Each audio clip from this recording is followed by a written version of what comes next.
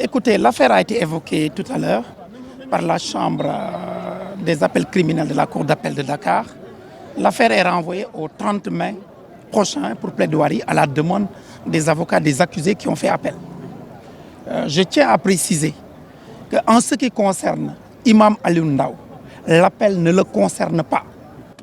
Nous avions reçu, c'est-à-dire notre client avait reçu une citation à comparaître. Il a comparu. Nous, ses avocats, nous avons été également à ses côtés devant la Cour. La Cour a indiqué, après l'interpellation du parquet, pour dire que l'appel fait par le parquet est un appel incident qui ne concerne que les appels des 9 accusés. Donc, conformément à la loi, Imam Aliou Ndao n'est pas concerné par cette procédure d'appel. Donc, sa décision d'acquittement est devenue définitive et irrévocable. Non, moi je ne suis pas avocat des autres accusés, certainement. Non, non, je le dis et je le redis. L'appel ne concerne pas Imam Aliou Ndao. L'appel concerne uniquement les 9 accusés. La décision d'acquittement contre Imam Aliou Ndao, rendue en 2018, c'est-à-dire le 19 juillet 2018, est devenue définitive et irrévocable. Donc Imam Aliou Ndao, c'est une 8. C'est une première audience qui a permis de fixer les limites du procès en appel. Nous savons maintenant que le procès en appel concerne 9 accusés qui avaient relevé appel. Et pour ces 9 accusés, le parquet général ou le parquet d'instance avait fait un appel incident.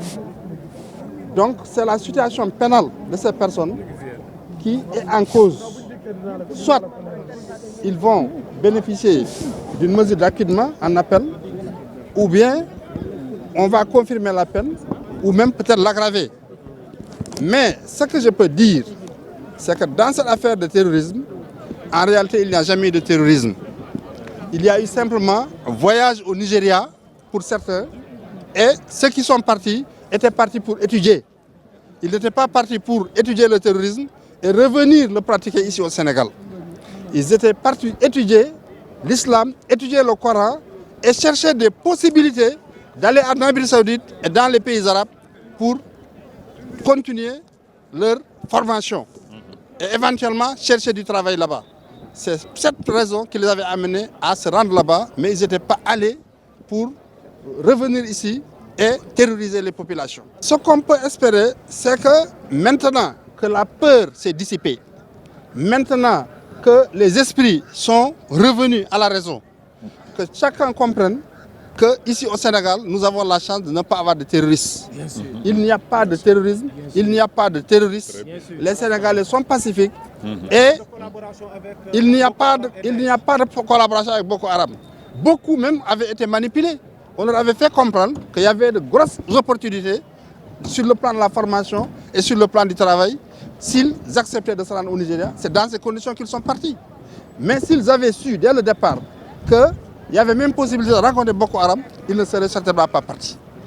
Donc je pense que justice devra être rendue à ces personnes en appel, qu'on comprenne que ces personnes ne sont pas des terroristes, c'est des Sénégalais comme nous, qui aiment le pays, qui aiment leurs compatriotes, qui n'ont aucune envie de balancer des bombes dans la société.